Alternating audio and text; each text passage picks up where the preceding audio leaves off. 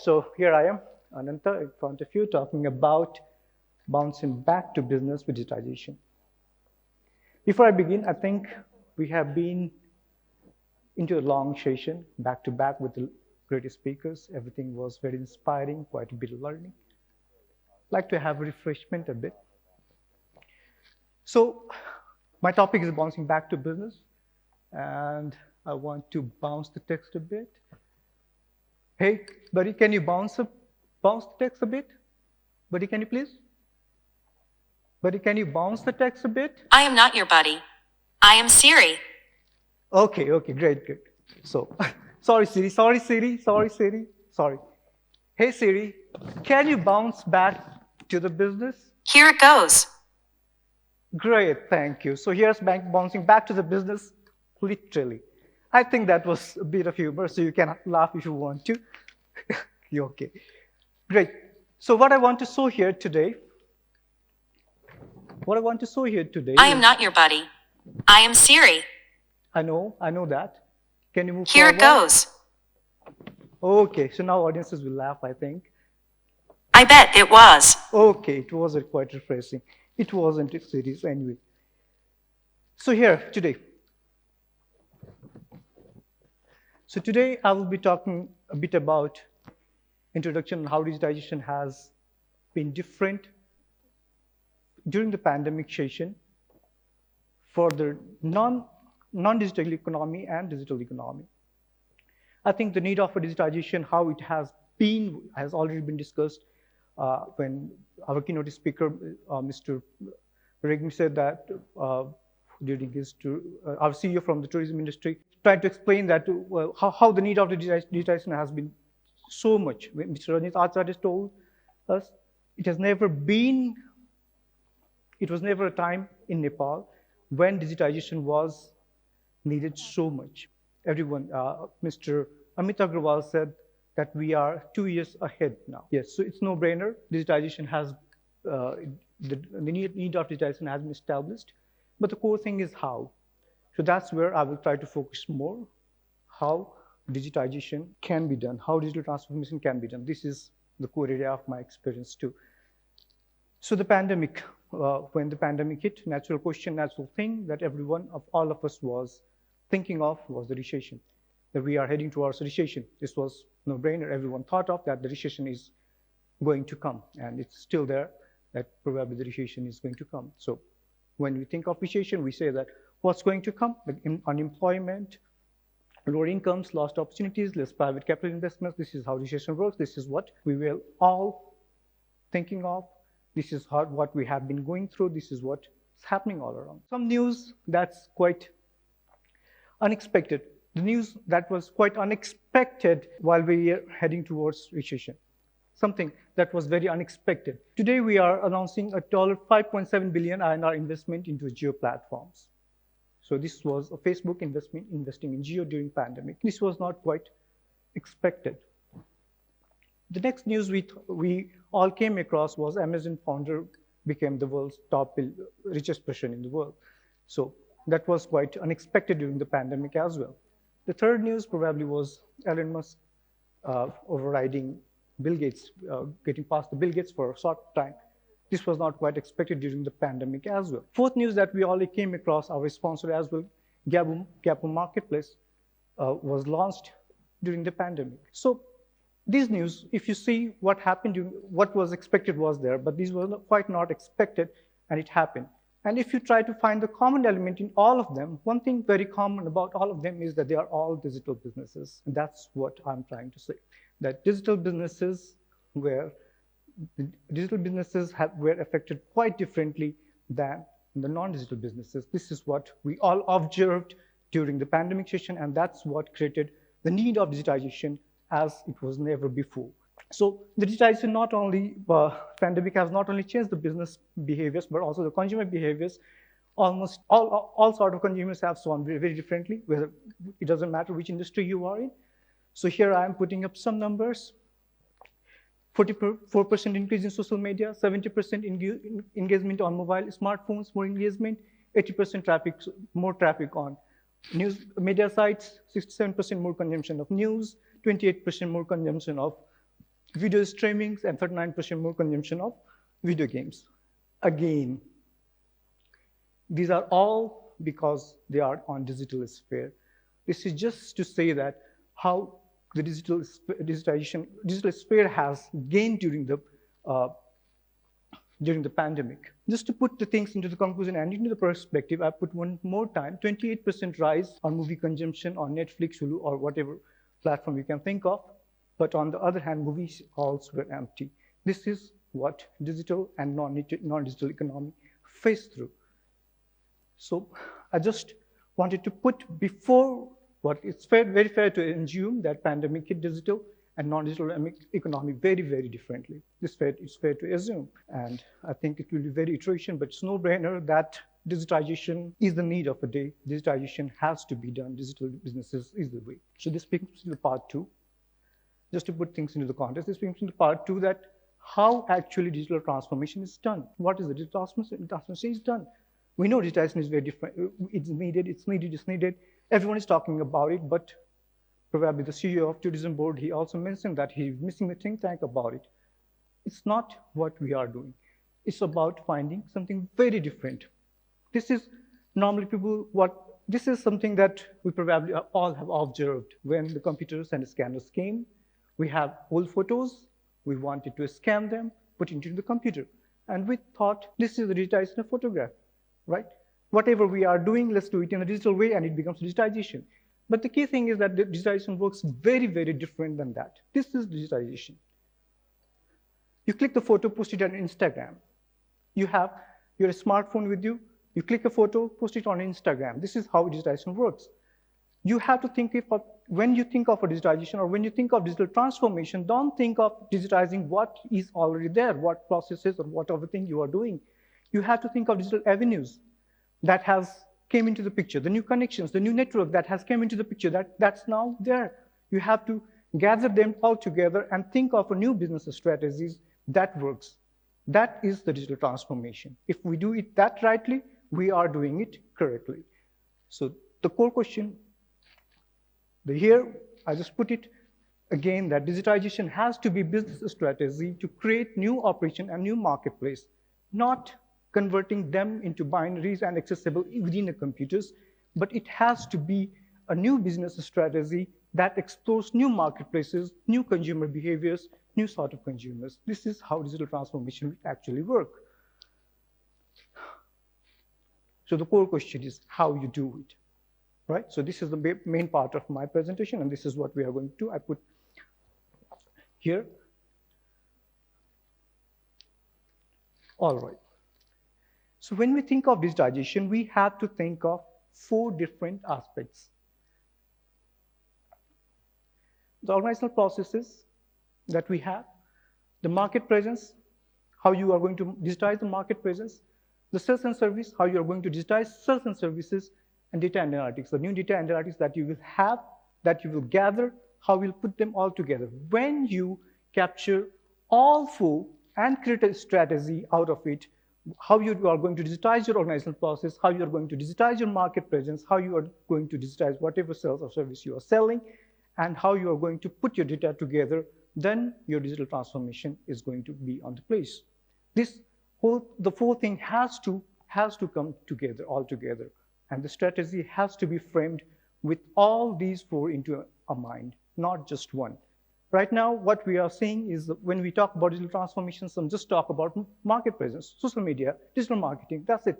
When we talk about digitization, someone just starts talking about, okay, let's have some softwares that can increase organizational efficiency, and that's what digitization is all about. No, it's not.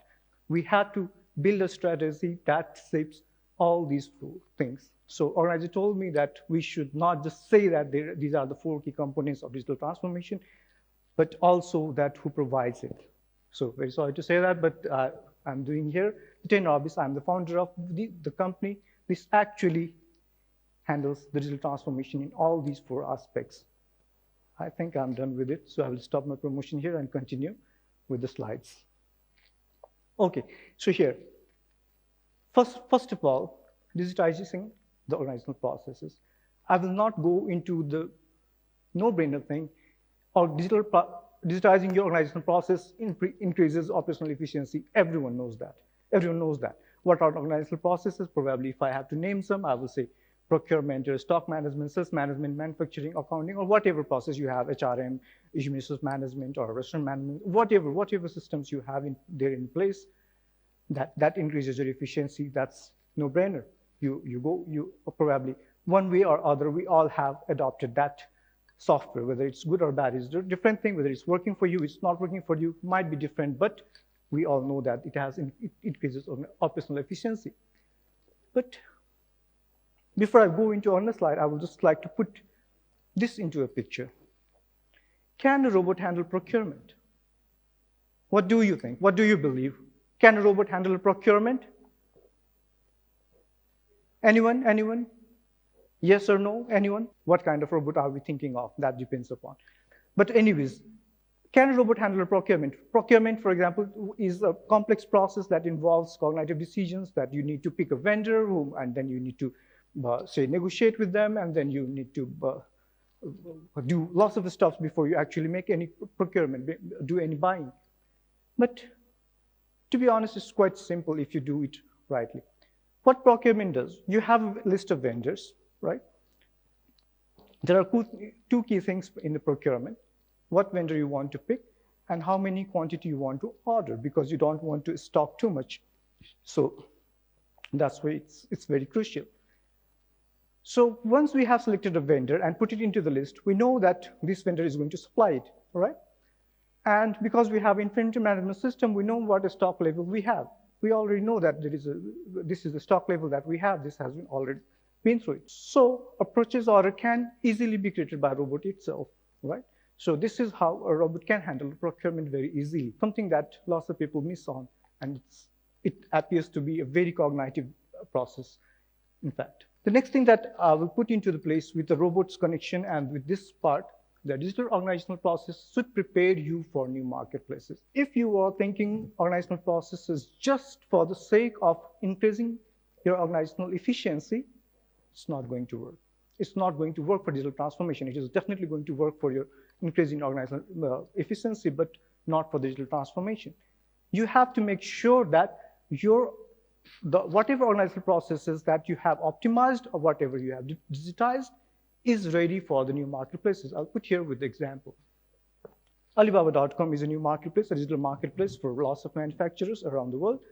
And when you order at Alibaba.com, a sales order is generated automatically. Whatever system you are using, whoever manufacturer you are, whatever you manufactures, a sales order is generated automatically. Whenever you have a sales order, but you don't have enough of those materials, enough of those products into your inventory, a manufacturing order is generated automatically. So for example, I order, say, 100 pieces of tables at Alibaba.com, and then they don't have 100 pieces of tables. So manufacturing order of 100 pieces of tables is automatically generated to the factory. And what happens next? They don't have raw materials. They don't have tabletops. They don't have wheels for the tables. The purchase order is generated automatically. You see how the process is digitized, and it is being ready for the new marketplace. The purchase order is generated automatically. You have a fulfillment. You get tabletops. You get wheels. The table is manufactured and then delivered, shipped into it. This is how the sales automation is done. This is how the transformation works.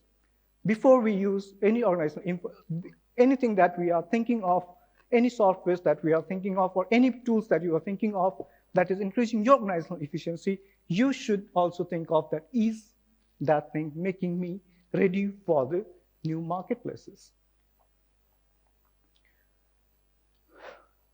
Digitizing market presence, this is the next thing. Digitizing market presence is pretty easy. I think lots of people know, and almost every one of us has explored it. Websites, apps, social media, digital advertisements, these are the market presence that you can do it. But again, just like we didn't knew that increasing organizational efficiency should have made us a route to the new marketplaces, we don't know that making market presence should lead us a new way to the data analytics. This thing is again missing. We are not completing digital transformation. We are not, our business is not being digitized because we are making market presence, but we are not using the insights provided by the digital avenues, whatever you are using. Any digital market presence that you are making up should prepare you for data analytics and providing you insights. Of course, you can say that I know how many views I am getting, what target group I am doing, but how you are using it. How you are using it. You are just using it as a report. You are not using it as a strategy in your business. When you know that you have, say, 500 people of some group engaged in your this campaign, how you are using it. You just use it in your report. Then it's no more, it's doing nothing good. It's just like you can increase more budget to it, but are you modifying your product? Are you changing your product? Are you thinking something else out of it? That's the important factor that we should find. So digitizing market process we can, how we get data is not, I'm going in detail into, but I'll just put something. We get immediate feedback. There was some campaign, I don't recall, that was probably copied, and it was immediately pulled off. So that's immediate feedback. You get immediate feedback from consumers, and you can take action whatever you want to do. Then you have proper understanding of demographics and target groups.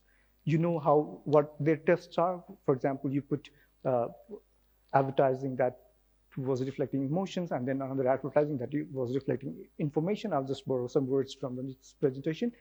And you figured out that the emotional advertisements are working far better than informational advertisements, then you just try to do more of them. Similarly, you try to do some sales campaign, and you see that some of them are working good and some of them are working just okay. You can switch to that and include it in your business promotional strategy. Surveys, of course, is another part. And doing survey on digital platforms is quite tricky. It's not going to work if you just ask few questions, but there are multiple ways of doing it. Social media is a very good platform of doing surveys very indirectly as well. I put again one example. For example, this Gaon Khane Katha thing is being quite exploited by lots of Nepali businesses. But actually, it might be engaging, but is it providing you any insight about it? You could have fairly used it to get some service or inputs of it. You are just creating some engaging content that is sort of attracts everyone's curiosity and clicks them.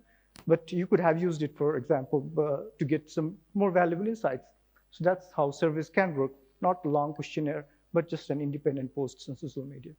So I'm coming towards the end of my presentation, and I'm just talking very briefly about digitizing sales and service.